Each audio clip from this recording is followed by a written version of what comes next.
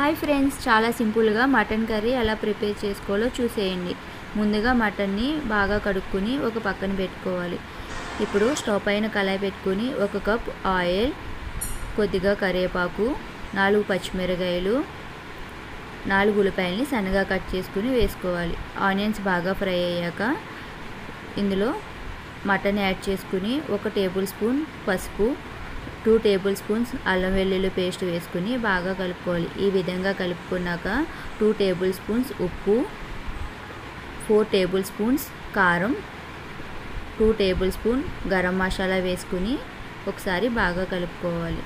ఈ విధంగా కలుపుకుని ఇందులోకి మటన్ మసాలాని 1 టేబుల్ స్పూన్ వేసుకుంటే సరిపోతుంది. ఇది ఆప్షనల్ మాత్రమే, మీకు ఇష్టమైతే వేసుకోండి, లేకుంటే లేదు. ఇప్పుడు ఇందులోకి 2 గ్లాసులు నీళ్ళు వేసుకుని ఒకసారి బాగా కలుపుకొని విజిల్ పెట్టేసుకోండి. విజిల్ 5 లేదా 6 విజిల్స్ వచ్చే వరకు వేయించుకుంటే సరిపోతుంది. మటన్ మెత్తగా ఉడుకుతుంది. అంతేనండి, మటన్ కర్రీ రెడీ. మీరు కూడా టేస్ట్ చేసి